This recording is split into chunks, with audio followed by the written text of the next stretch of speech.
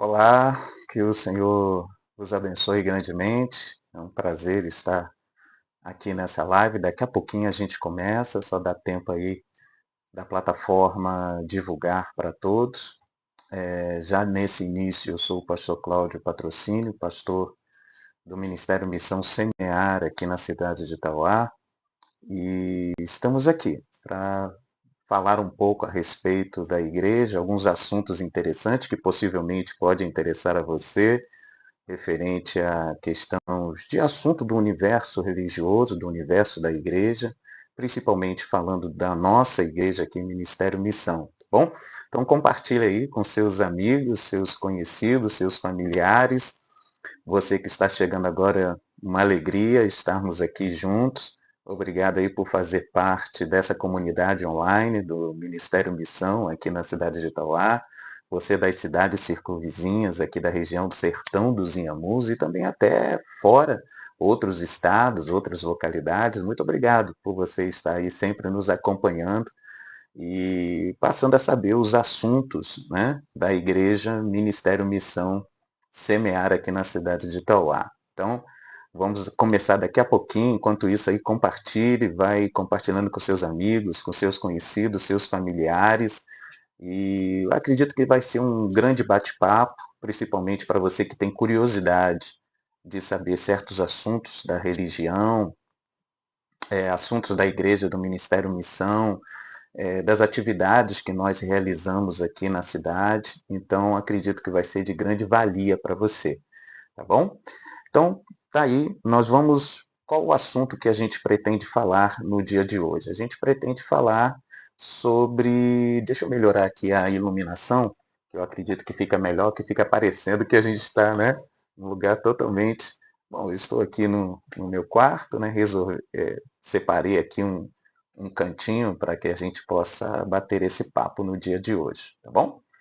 É, qual o assunto que eu quero falar com vocês, principalmente nessa manhã, né? Manhã de quinta-feira, vai ficar disponível aí na grade de publicações depois da conta da igreja. O assunto de hoje é sobre um selo editorial que nós registramos, lançamos, né? Então a gente vai falar um pouquinho desse selo editorial chamado Escriba, e também das duas publicações que nós realizamos na ocasião das celebrações dos 14 anos. É uma igreja jovem, é uma igreja de 14 anos, fundada aqui na cidade de Itauá, né? E a gente lançou duas revistas tratando a primeira da fundação da igreja, da história da fundação, e a outra falando do credo, né? Do credo confessional da igreja. E por que isso? Porque nasceu da perspectiva que nós estamos, acredito que você que navega aí na plataforma de vídeo e tantas outras mídias sociais, seja você apreciador desse assunto ou não, mas com certeza você já ouviu falar, já está acompanhando aí as temáticas importantes, né, da nuvem, internet, do meio digital, que se popularizou mais a partir do momento pandêmico, que infelizmente tivemos no mundo. Então, houve um crescimento exponencial do acesso a pessoas ao meio digital. E é lógico, né, conforme diz um filósofo Marshall McLuhan, né, que eu aprecio muito também, é um filósofo canadense, ele diz dessa grande aldeia global. Né? E por fato de ser uma grande aldeia global, desse fato de ser global, nós temos muita pluralidade. Né? Então, esse aspecto plural, esse aspecto midiático plural, de muitas vozes, de muitas pessoas, né?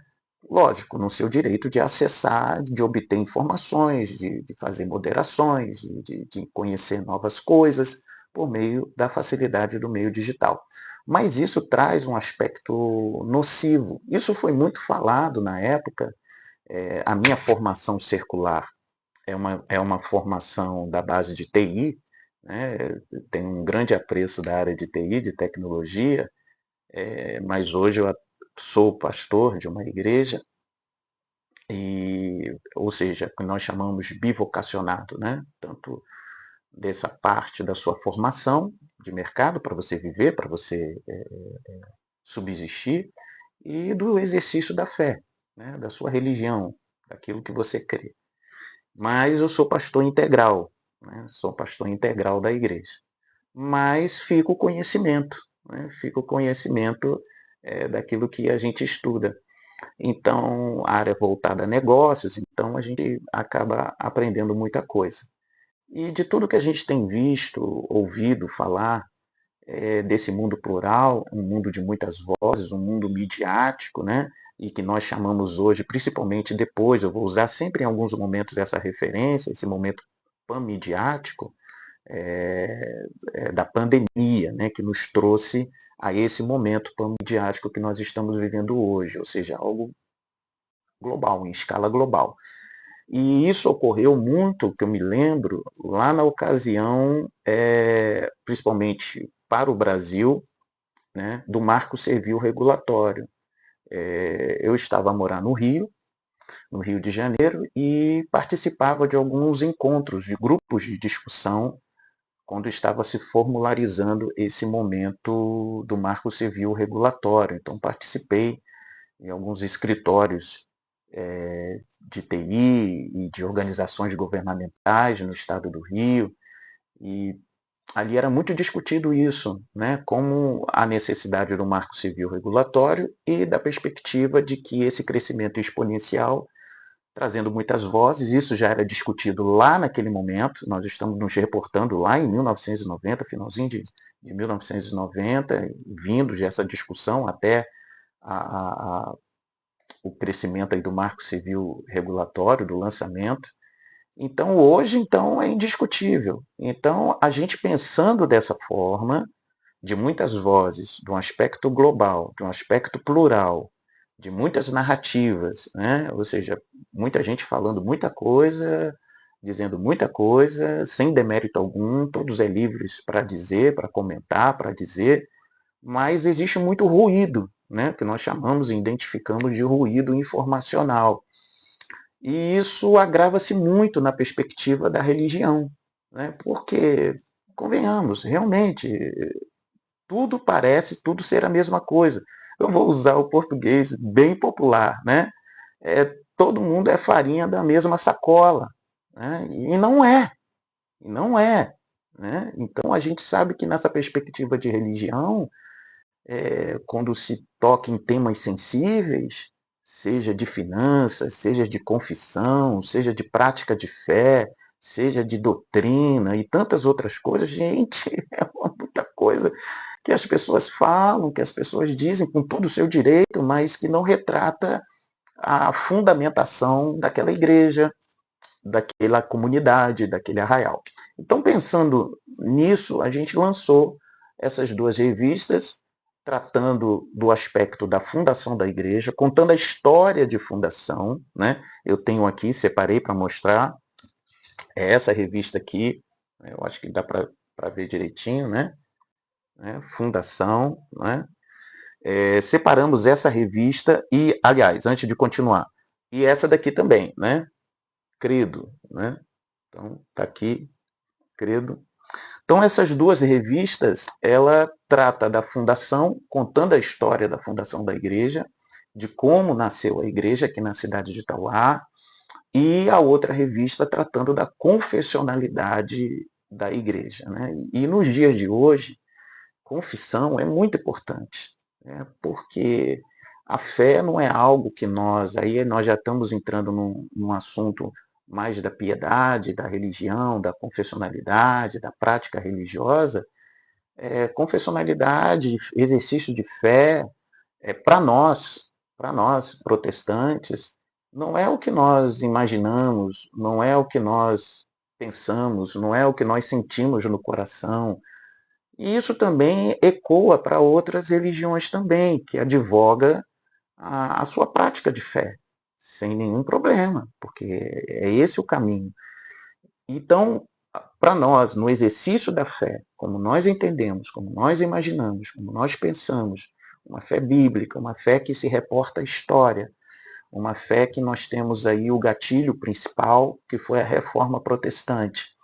Então, é importante mencionar isso, né? Então, a igreja, ministério e missão, Ela é uma igreja fundada na cidade, e nesses 14 anos, desde a sua fundação, estamos trazendo esses apontamentos teológicos, confessionais, a fim de que a nossa fé não seja uma fé direcionada tão somente naquilo que eu imagino, porque eu tenho Deus no coração, porque eu amo ao Senhor e desejo viver para a sua glória, a sua bondade, então eu vou exercer determinado papel, vou fazer determinada coisa na igreja, alguma atividade litúrgica, de adoração ou de encontro, pautado exatamente nisso. Não, eu amo a Deus, eu sei que Deus ama-nos e nós vamos realizar isso, e isso vai ser muito bom para a sociedade, isso vai ser muito bom para a comunidade, isso vai ser muito bom para o pecador. Nós não entendemos muito assim, né?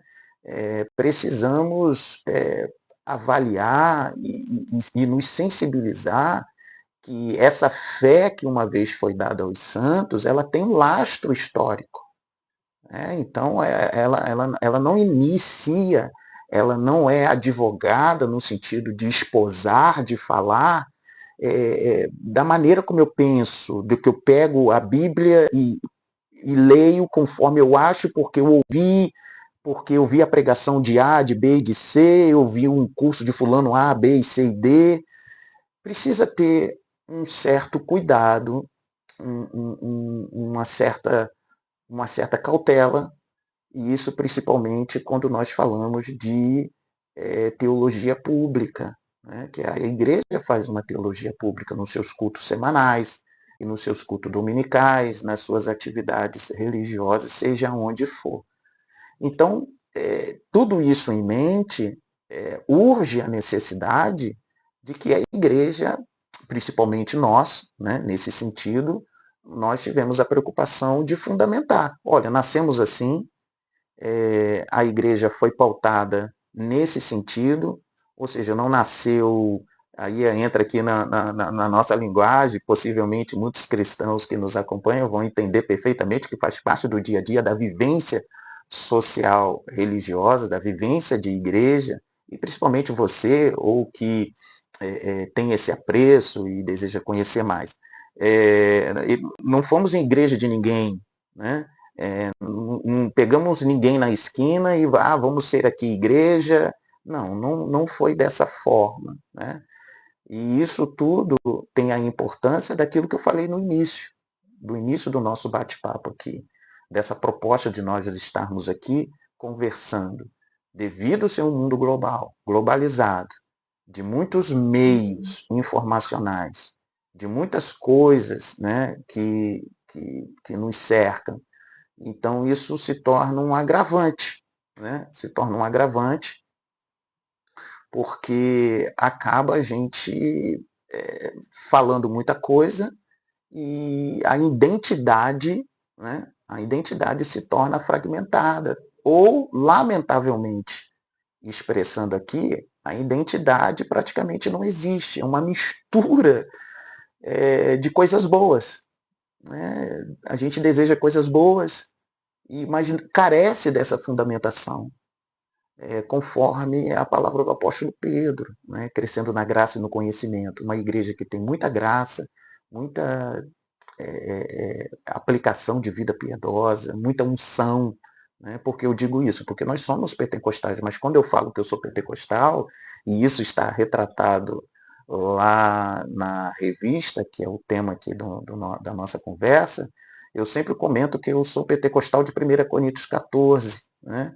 Então, eu não fico falando em línguas estranhas, em mistério 24 horas, e iniciar o culto falando em mistério, nada contra, não há demérito algum para quem pensa diferente, mas só que eu não vejo, e a gente olhando as escrituras, pautado no que o apóstolo Paulo mencionou em 1 Coríntios 14, que ele prefere falar mais 5 palavras, né, que possa ser entendida, fazendo uma analogia com as questões dos instrumentos, da flauta, da cítara, e que sai o tom que as identifica, e assim o ouvinte possa entender e compreender, discernir de onde vem aquele som, como sugere aquele som, da harmonia daquele som, de qual instrumento que estará a entoar.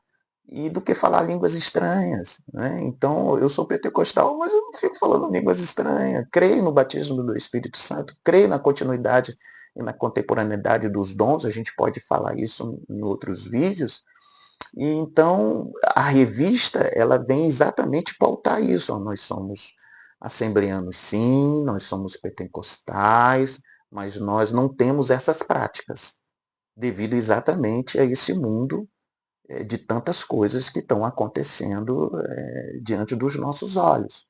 Então, o Ministério Missão Semear aqui na cidade entendeu que precisa, né, publicar essa revista, publicar essa história de fundação. Para você que chegou agora e está aqui na live, né, eu estou falando dessa revista aqui, né? A questão do preço que nós colocamos é um convite à beneficência a uma associação, né, que nós fundamos. Ela é estatutariamente autônoma da igreja, então a gente colocou esse valor a fim para ajudar aí nas impressões da gráfica, e isso é voluntário, né? Então é dada a revista a todos que, conforme a quantidade de tiragem disponível, a todos que visitam a igreja. Então vem participar do culto e conhecer a igreja, ouvir a palavra do Senhor, e ao final nós oferecemos a revista para que a pessoa conheça aonde ela acabou de estar, né, de estar, qual é a igreja, qual é a confissão, qual é a sua teologia, o que você defende, o que você crê. Então, a fundação da igreja, ela busca essa revista criar esse laço histórico, indo nas nossas bases, dessa fé que uma vez foi dada aos santos, né? Passando pelos profetas, indo, lógico, revelada aos profetas, revelada a Cristo, chegando aos apóstolos, e aí os santos de Deus pela história. Então, com as suas ressalvas, né? É lógico, é, temos escolas teológicas distintas, mas no objetivo único, lá da reforma, que visa somente as escrituras, somente a fé, né, os 5 pontos da reforma. Então, é assim que nós nos identificamos. Então, num resumo, nós somos pentecostais, mas de um arminianismo mais clássico, né, para você que é conhecedor, ou que está a conhecer, ou que tenha curiosidade, né? Então, o arminianismo clássico, ele se aproxima muito, né, dessas bases da reforma, se harmoniza, com ressalvadas distinções. Por exemplo, Armínio, segundo os seus escritos, publicado no Brasil por muitas escritoras, por muitas editoras, perdão, ele tinha um posicionamento mais cessacionista, né? E já não somos cessacionistas, né? O que significa ser cessacionista? Que não crê nessa contemporaneidade dos dons, né? Que os dons se encerraram no sentido mais no sentido final. Né? Existe aquele cessacionista que entende do arrefecimento dos dons, que os dons vão se decaindo dessas manifestações miraculosas, lembrando que Deus cura, que Deus faz os seus milagres, responde à oração, mas algumas manifestações potentosas, miraculosas, vão se, né, arrefecendo ao longo da história. A base da fonte que eu estou a dizer, Martin Lloyd Jones fala muito isso, né? Então é um escritor que a igreja aprecia, que faz parte da leitura dos membros da igreja, e eu me coloco agora como membro, né? Então a gente entende dessa forma. Mas Arminio ele tinha uma prática mais cessacionista no seu conceito de fé. E nós não somos, somos continuistas, mas num sentido equilibrado, né? De crer nos dons, mas entendendo também desse arrefecimento que fica por um outro papo, porque não dá para a gente falar tudo. E, por exemplo, Armínio ele tinha prática aspergionista, né, de batismo por aspersão, uma prática que remonta lá na sua época da Reforma, muito conhecida. Já nós somos imersionistas, então batizamos por imersão, por corpo inteiro. Então, esse arminianismo mais clássico, ele tem esse apontamento histórico, né? Então, a fundação da igreja, da revista que nós publicamos, vai exatamente mostrar essa prática devocional, essa prática litúrgica, essa prática apologética de defesa de fé, indo na história, chegando nesse arminianismo saudável, né, podemos assim dizer, esse arminianismo saudável que nós temos por apreço, preservamos e, e, e defendemos. Então, é isso, né? Então, nós lançamos essa revista falando da Fundação, disponível para você toda vez que você visitar aqui a cidade de Itauá, na Avenida Odilon Aguiar 669, onde nós estamos localizados. Você irá receber no final de culto, lembrando, de acordo com a disponibilidade de tiragem, né, para que você conheça mais a Igreja Ministério Missão CMA. E a outra revista fala do credo, né? Ou seja, fazemos a nossa defesa de fé, e isso é muito importante, conforme eu falei lá no início, né? Devido que nós estamos vivendo num mundo globalizado, num mundo pan-midiático, de muitas vozes, existem muitas manifestações de fé, né? E essa manifestação de fé, ela não aponta para esse viés histórico do protestantismo como nós conhecemos e que está aí, né, disponível em materiais, em livros lançados, né, sobejos para quem queira conhecer.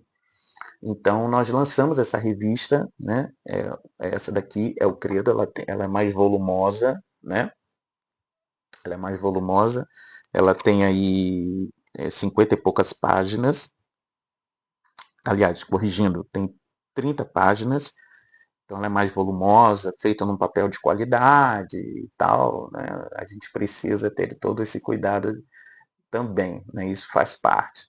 Então lançamos o Credo falando exatamente dessa defesa de fé, dos pontos, né, dogmáticos absolutos que nós defendemos, reportando que esses pontos vai se culminar exatamente naquilo que nos é mostrado nas bases fundamentais da fé, através dos documentos históricos da Igreja, que podemos citar aqui, que é o credo apostólico, que é o credo calcedônico, ou o credo da Calcedônia, a declaração atanasiana, né, o credo de Constantinopla. Então, esses documentos, né, que fazem parte da história da Igreja, nós reportamos nessa revista chamada Credo, Pacto da Igreja Local, né, reafirmando o nosso posicionamento. E que isso vai responder na liturgia da Igreja, vai responder na prática devocional da Igreja, vai responder na prática de ensino da Igreja. Então, ao sentar o visitante, o próprio membro, ele vai esperar ali do púlpito a palavra de Deus, né? Conforme exegeticamente, que é um termo acadêmico, então vai esposar e ter a segurança, nós adotamos o método expositivo, que ele vai ler o texto, vai explicar o texto, né? Essa argumentação muito conhecida para aqueles que advogam e defendem o método expositivo, assim como nós adotamos o método expositivo desde a fundação da igreja. Então vai falar o texto, vai explicar o texto e fazer as devidas aplicações do texto à igreja, né? E isso é muito importante, a fim de que nós não venhamos, sabe, especular, e fazer ingerências no texto, algo que o texto não está a dizer, algo que a intencionalidade daquele texto não está apontando para aquilo que aquele ministrador está a dizer, que as conclusões, o caminho das suas conclusões é um caminho perigoso, porque o texto não está a dizer isso, nem apontar esse caminho. Então isso é muito importante porque nós não podemos correr esse risco. Não podemos ser cristãos, membros de uma igreja, e simplesmente ao sentarmos e ouvirmos uma palavra, uma saudação de quem quer que seja, pois temos essa prática, e principalmente a palavra final, a palavra da noite, o sermão da noite, ficarem inseguros e ouvir coisas, meu Deus, E a nossa, de onde essa pessoa tirou isso, que o texto não está dizendo isso? Olha o contexto, não está dizendo, olha o texto, não está dizendo, né, que nós chamamos de uma boa teologia bíblica. Não é falar academicismo, né, no culto. Há quem advogue isso sem problema, mas nós não pensamos assim. Mas a fidelidade textual, simplesmente falar o texto. E eu, às vezes, eu fico me perguntando, não é tão difícil falar o texto, explicar o texto e dizer o que está lá no texto. A nossa dificuldade tamanha de dizer uma coisa. Então, a gente pensou exatamente fazer a revista explicando que as bases, né, que formam o nosso entendimento, e esse entendimento mais histórico, é defendido ali. E é interessante que todo o conteúdo, seja da Fundação e seja da revista, para você que chegou agora, está chegando agora, obrigado aí por estar passando aqui no canal. Nós vamos nos programar um pouco mais para falar aqui, né? Eu sou o pastor Cláudio Patrocínio, quero fazer uma pausa, você que está nos acompanhando, bem rapidinho, para receber aqueles que estarão a chegar. Eu sou o pastor Cláudio Patrocínio, aqui da cidade de Itauá, do Ministério Missão Semear, e nós estamos fazendo uma apresentação aqui e comentando de duas revistas, né? Uma é do Credo da igreja local, é essa revista, e a outra é da Fundação, né? Essa revista aqui. São duas revistas que nós criamos um selo editorial a fim de publicar essas duas revistas, entregue a todos que nos visitam, que frequentam a igreja e é um membro da igreja, contando a nossa história de fundação, né, para deixar registrado como a igreja nasceu. E também a segunda revista, falando do credo, as bases da fé da igreja, que norteia a nossa administração, que norteia a nossa vida devocional particular, que norteia a vida devocional congregacional, né, de membresia. Então, essas bases da fé são muito importantes. Então, nós nos identificamos como arminianos clássicos, e não é clichê, não é nenhum modismo falar isso. É exatamente para poder dar a fonte, para dizer, poxa, você pensa como você pensa. Então, como é que você chegou nesse pensamento? De onde partiu esse pensamento? Então, por isso que eu faço essa referência aqui na live, para você conhecer, para você saber. Se você já conhece, já sabe, então isso se torna de muita alegria para nós, né? E acredito de conforto também para aqueles que conhecem e sabem, que talvez até defenda, saber que tem outros que também seguem o arminianismo mais clássico, não esse arminianismo que a gente vê contemporâneo no dia de hoje, né? Com muitas mudanças. Não sei se você já percebeu, eu me dirijo agora principalmente para o público cristão, cristão protestante, há uma mudança litúrgica muito grande, gente, né? É uma mudança, meu Deus, perigosíssima para a igreja, né? Então, todas essas informações que estão nessas revistas estão no estatuto da igreja, que você pode ter acesso. É só você, depois da live, ou no momento melhor para você, acesse lá o link, tem um agregador lá, acesse o link, você vai ser direcionado a um agregador que tem ali, reúne todas os caminhos digitais a qual nós estamos, e tem lá um estatuto para você baixar em PDF, né? E ali está as informações, né, do credo que nós defendemos, que nós esposamos. Isso é muito importante. E citando agora o estatuto, e estamos indo já para o final aqui da nossa conversa, a gente se assombra mais. Por quê? Porque eu vou ler aqui o texto, e indico a você ler, você que tem a sua Bíblia em casa ou tem a Bíblia digital, Neemias capítulo 9, verso 38, diz assim, estou lendo na Almeida Revista Atualizada. Por causa de tudo isso, estabelecemos aliança fiel e o escrevemos. E selaram nos nossos príncipes, os nossos levitas e os nossos sacerdotes. Então, pacto, né? Confessionalidade, que você também pode conhecer assim, um documento, né, de defesa de fé da igreja, e pode surgir nomes comuns, históricos, mais conhecidos, como pacto, confessionalidade, um nome mais contemporâneo, estatuto, e isso faz parte. Isso faz parte, porque não dá, como eu falei lá no início, em outros vídeos a gente volta a comentar também, crer do que a gente imagina, crer do que eu acho. Ué, mas vamos na história, por exemplo, como nós somos arminianos clássicos, a gente não se sente com dificuldade de assentimento intelectual e de leitura, de ler uma patrística. Por exemplo, eu sou assembleano, eu sou pentecostal, mas não esse pentecostalismo que nós observamos hoje. Né? Não advogo também legalismo, como também não advogo liberalismo. A gente só quer ser cristão. Né? Então, pensando exatamente nisso, dessas questões históricas, a gente lê. Então, por que eu não posso ler um Santo Agostinho? Por que eu não posso ler um Ambrósio? Por que eu não posso ler um Santo Atanásio? Eu estou falando do santo só para identificação editorial, por literatura. Né? Então, você tem uma riqueza imensa, né, de homens santos, homens piedosos, né, numa linguagem mais protestante. Homens piedosos e que foram grandes luminares da igreja. Por que eu não posso ler? Por que o assembleano não pode ler? Não, não que haja uma proibição, mas não há um aculturamento. Entende? Não há um incentivo público, sobejo em nosso meio cultural. Aí talvez você pergunte assim, mas por que você, pastor, lê? Como começou isso? Bom, primeiramente também devo dizer que a base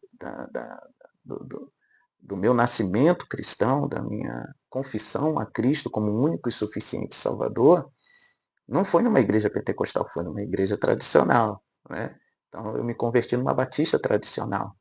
E aí depois, por questões de casamento e também conhecendo a jovem da época, que hoje é minha esposa, fui para a Assembleia, mas uma Assembleia tradicional, uma Assembleia equilibrada, graças a Deus, bendito seja o Senhor, de grande ensino, aprendi bastante e hoje aqui estou. Né? Na revista da História da Fundação, a gente conta como foi esse processo.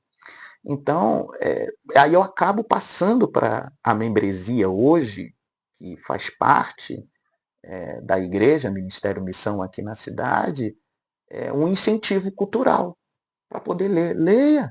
Leia Santo Agostinho, leia o Agostinho, né? Leia Ambrósio, leia a Patrística, leia os pais Capadócio, leia, conheça, saiba de onde tem essas raízes da fé, leia os grandes luminares da Reforma, Martim Lutero, Martin Bucer e tantos outros. Né? Você tem ótimos livros e que retratam o pensamento, a teologia, a devocionalidade. Para quê? Qual o objetivo? Para que quando, isso eu digo para mim, aqui na igreja, para a igreja que, antes de eu ser pastor, eu sou membro. Então, eu sou membro de igreja. Eu digo para as pessoas, olha, leia, para que ao ouvir a ministração, seja de mim ou de qualquer um, você possa ter a certeza que tem um fundamento. Não receba de pronto, não coloque o coração de pronto ao ouvir, é verdade absoluta, é o pastor que está dizendo, então é verdade. O pastor erra, sabe? Ele pode estar equivocado, ele pode ter um lapso. Então é importante para o membro conhecer, não para fazer as tréplicas, né? E ficar pegando erros de quem quer que seja. Da mesma forma, se você tem uma carreira, você fica pegando o erro do seu professor na universidade. Mas entendendo que o professor da universidade, assim como o pastor, ou como qualquer outra pessoa, pode errar, pode se equivocar, pode estar um pouco confuso em alguma aplicação. Então, e se tratando de palavra do Senhor, recai a responsabilidade, ainda mais porque nós estamos tratando de palavra para a alma, para o coração aflito, o coração desejoso. Nós estamos falando de igreja. Então é importante aquele membro ver, conhecer, para que ele possa ouvir a ministração e não receber de pronto. Não porque ele está duvidando, mas para que tenha segurança intelectual. O que está acontecendo hoje, gente? Eu não sou. Eu não sou um ancião, eu sou de 70. Sou de 70. Foi bem aqui. Mas alguma coisa aconteceu. As pessoas não conseguem, na época atual, desse momento cultural que nós estamos vivendo, dessa geração que agora faz parte, que a minha de 70 está passando, e com essa outra, e aqui eu não estou dizendo que essa geração é a péssima, é a braba, que não entende nada, e né, que é inculta. Não, não. Mas, num sentido geral, e aqui vamos generalizar, não sei se isso ocorre com você, você que me ouve, a gente não tem uma sensação de uma dificuldade de interpretação. As pessoas leem, mas não conseguem entender. Elas não conseguem pegar o fio, não conseguem pegar a moral daquilo que se está a dizer.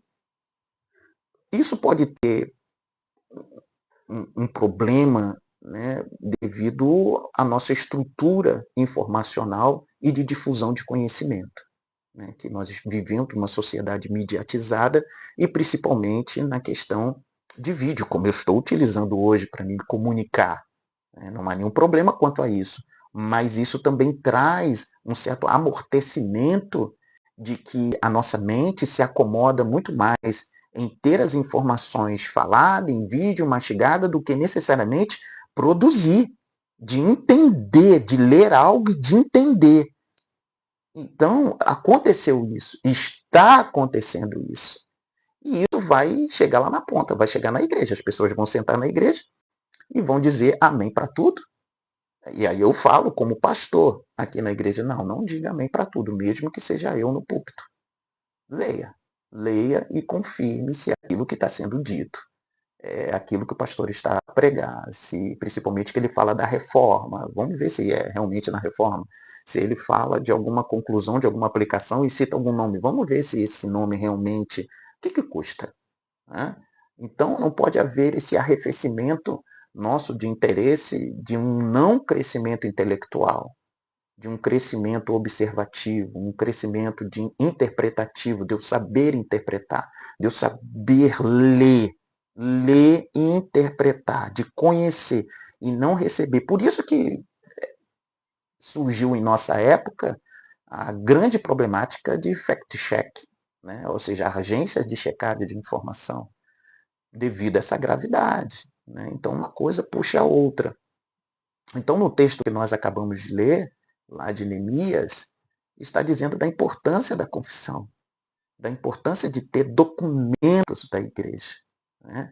A qual, e agora que a gente vai já preparando o caminho para encerrar o nosso bate-papo, que limita, né, até onde eu posso ir. Não no sentido de reduzir o meu interesse para o conhecimento e de sabedoria e de poder saber e conhecer, mas de limitar no sentido de que a igreja não precisa de inovação, sabe? A igreja não precisa, ela pode se aperfeiçoar no sentido de comunicar para uma geração. É lógico, não estamos no século XVII, XVI e por aí vai. Então, aonde eu vou me comunicar, como eu estou fazendo uso agora, né, de um meio midiático, mas o conteúdo é o mesmo.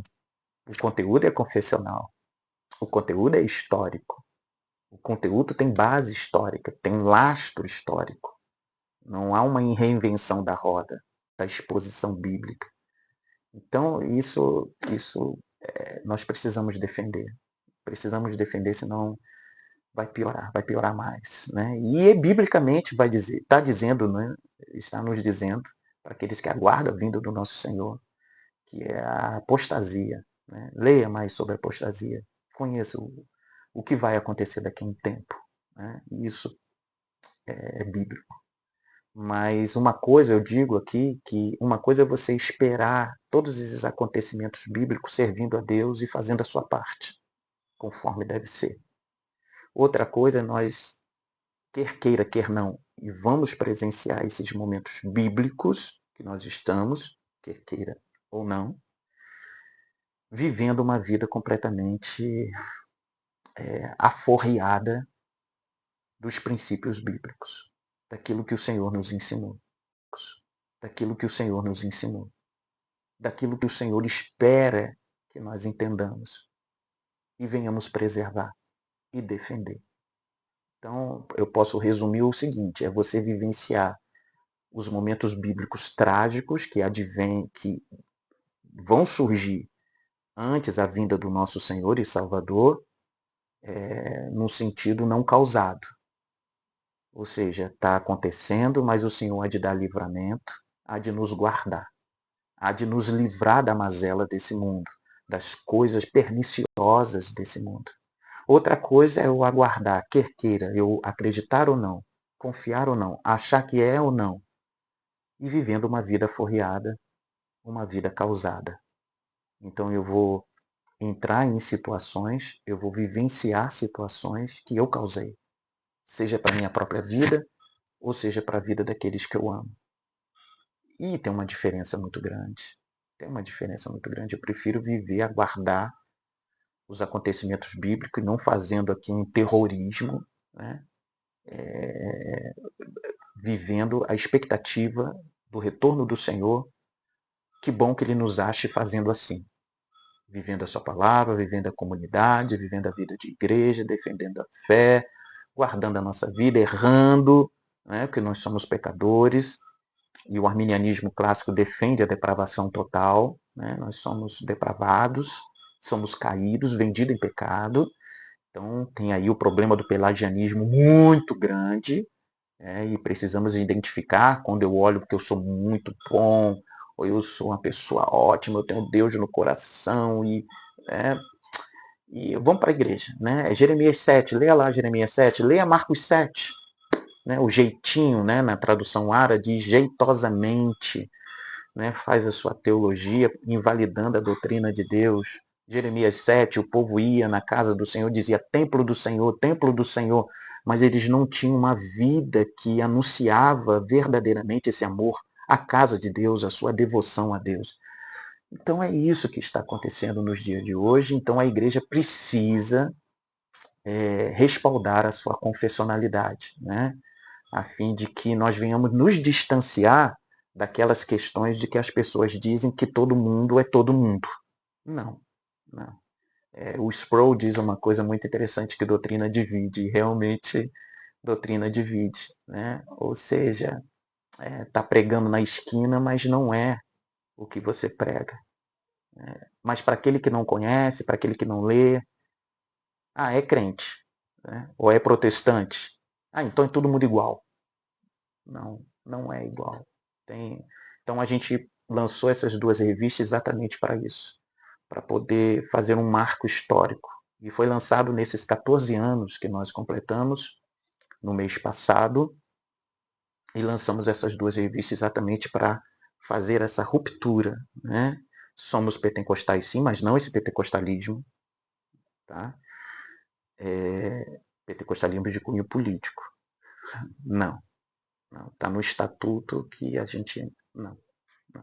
Política faz parte, mas a gente não defende isso. Né? Então leia lá, baixe lá no link e tira suas conclusões. Está lá escrito. Né? E quem foi que fez o estatuto, pastor? Você está sendo obrigado, porque o seu desejo não é esse. Não, foi eu que escrevi. Então eu me proibi, né? Porque é perigoso. Existe algum problema de um cristão ser político? Não, não há nenhum problema. Né? Você tem na história vários homens que contribuíram para o bem comum, para a sociedade, usando o meio público. Né? E nós devemos fazer isso hoje, mas com as suas ressalvas, com seus limites. Né? E o que me parece que hoje parece que é uma vontade que não haja mais limite para nada, né? Em detrimento da defesa do fim. É aquilo que eu e você conhecemos como pragmatismo. O fim justifica os meios. E tá isso, né? Então, gente, ficamos por aqui. Quero agradecer aí a sua presença online, né?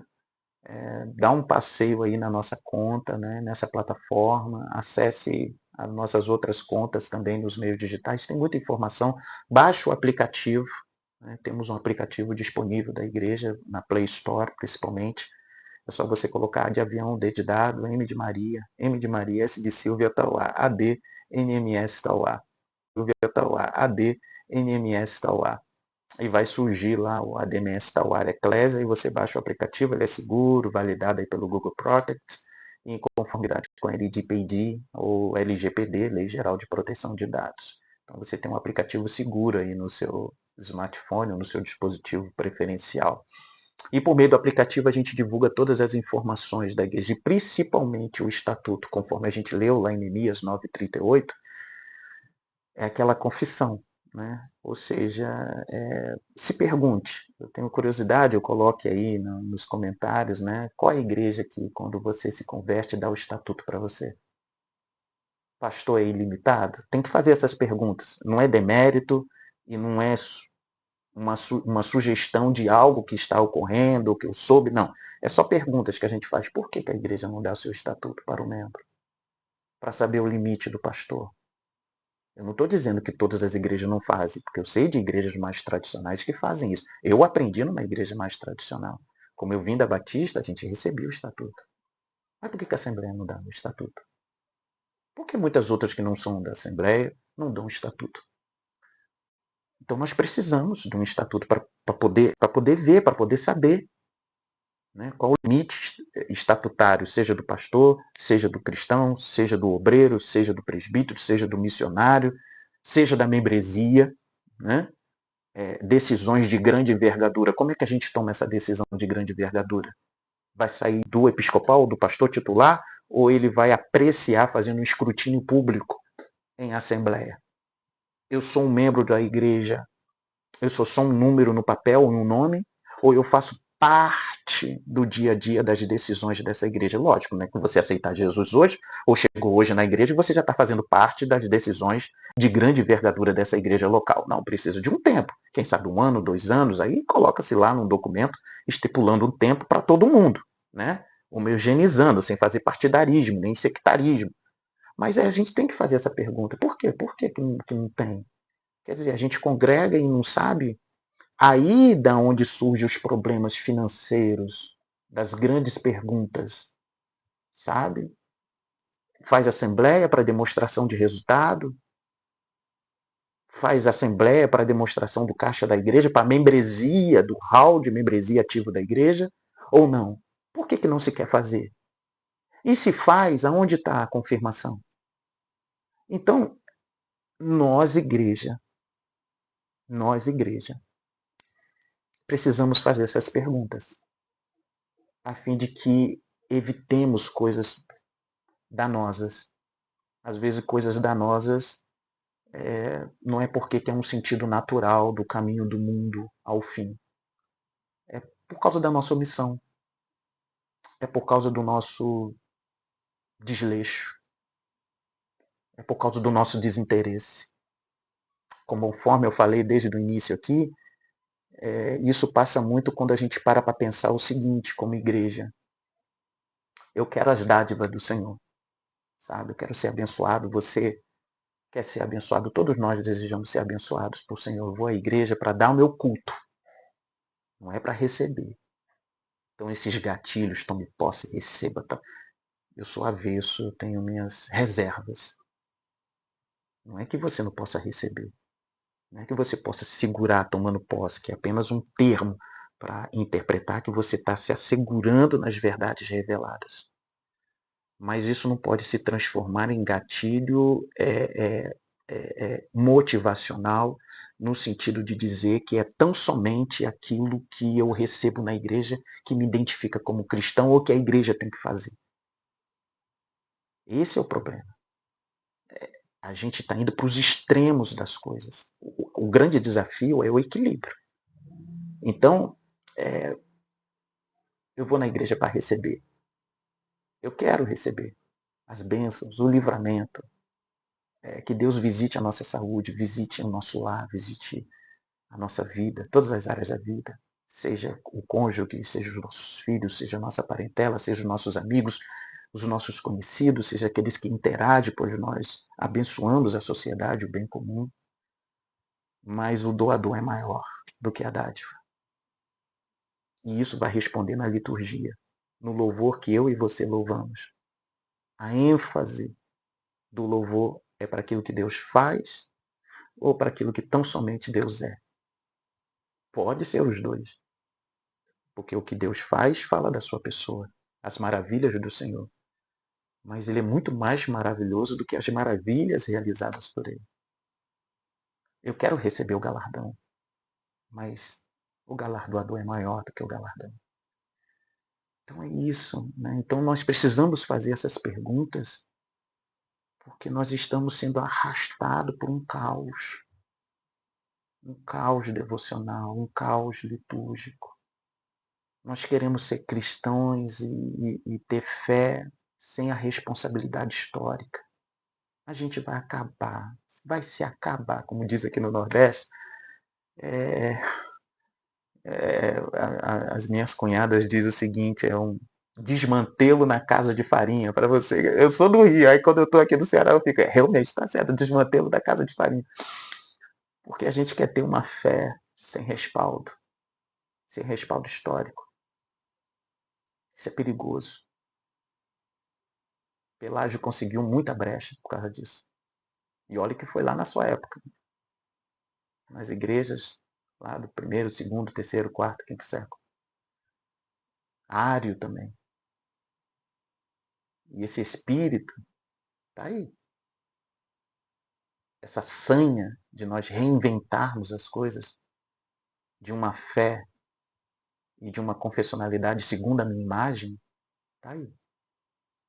As pessoas não querem uma igreja que simplesmente fale a verdade, que a igreja anuncia que somos depravados, um coração caído, enganoso. Nós somos miseráveis, somos pecadores. E aí as pessoas, como o pastor quer que a igreja cresça, não é isso?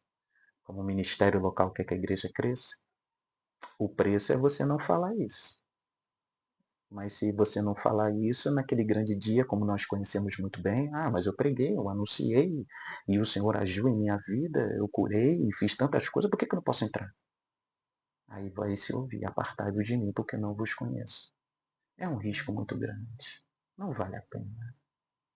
Mas uma das possibilidades diante disso tudo, a gente está falando muita coisa nesse final, mas coisas que não deixa de ter o seu fundamento, é a visibilidade.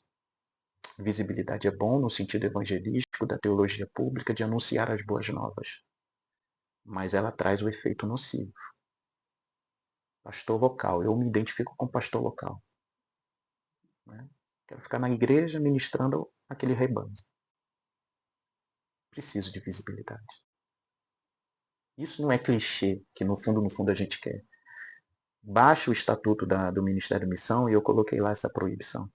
Exatamente porque nós podemos nos enganar, e aí eu fui no cartório e assinei. Então, o que eu quero dizer com esse símbolo, com essa atitude, é dizer o seguinte: se aquilo que nós dizemos é verdade, então assina no documento e vai no cartório. Vai no cartório e assina. Se responsabilize com aquilo que você está dizendo. Coloque uma penalidade, uma gravidade máxima, uma expulsão, uma exoneração. Expulsão no sentido de exoneração, né, que é o termo mais correto, né? É uma excomunhão. Coloque lá. Mas eu vou ficar preso? Não, você não está defendendo a verdade. Só pode a verdade pela verdade. E se somos da luz, por que a gente não habita na luz? Então a gente cria muitos sofismas para falar coisas básicas. A gente faz um reducionismo tremendo. Minimizar as coisas, trazer outro significado daquilo que é o significado original. Então, a revista foi lançada pensando nisso tudo, nessa construção da defesa de fé, da confessionalidade, da liturgia, da maneira como a Igreja, Ministério, Missão, Esposa faz a sua pregação, a sua ministração, ao assumir o púlpito, a história de fundação, de onde veio. Você é pastor de onde? Como é que você surgiu? Qual é a sua história? Me diga só a sua história, sem demérito, só me conta a sua história. Então isso é importante, eu entendo que é importante. Então a gente lançou a revista contando a história de fundação para saber o ponto, saber a origem de onde tudo começou. Da mesma forma como a gente tem a origem da fé que nos chegou até em nossas mãos. A gente vai, a gente segue o laço histórico. Então por que não pode seguir o laço histórico da fundação da igreja? Por que não pode seguir o laço histórico daquilo que se crê? É isso. Muitos assuntos. A gente volta em algum tempo. Eu quero agradecer a você que passou por aqui, que dedicou esse tempo para me ouvir e me fazer aqui ouvido pelo seu coração. Quero incentivar a você a visitar a Tauá, se você não é daqui. Visite Tauá, conheça a nossa cidade, uma cidade belíssima. E visite a igreja, Avenida Odilon Aguiar, 669. Ou você também pode nos acompanhar através aí das mídias sociais, as programações, alguns vídeos. E muito obrigado por você fazer parte aí dessa história, né? E podendo visitar melhor ainda, tá bom? Compartilhe aí se você achou esse assunto interessante, a gente vai pensar em outros assuntos. Temos a Associação Cristã Semear, que é uma entidade filantrópica estatutariamente autônoma da igreja. Você também pode nos seguir por lá, desenvolvendo trabalhos sociais, culturais e educacionais. E o último trabalho que nós estamos desenvolvendo, implantando, é a Feira do Livro, né? Muitas obras, o melhor do mercado editorial, nacional e internacional, com publicação aqui no país, disponível. Né? E livros seculares também. Estamos investindo em livros seculares, porque é conhecimento, lógico, passando tudo por uma curadoria confessional nossa, a fim de que a gente possa oferecer o melhor, né? Uma boa obra literária, né? Ler aí os livros fantásticos, né? Ler Tolkien, né? Ou C.S. Lewis, Nárnia, né? As Crônicas de Nárnia, e tantas outras obras mais clássicas, né? As Bem-aventuranças de Thomas Watson, né? Livraço, né? Indico a você. E eu pecaria aqui porque eu teria que dizer tantas outras obras, né? Então, conheça a Feira do Livro, está lá na página também, seja aqui na plataforma ou em outras da associação, para você conhecer o que a gente tem disponível. É realizado bimestralmente, mas a gente está pensando em realizar semanalmente também. Tchau.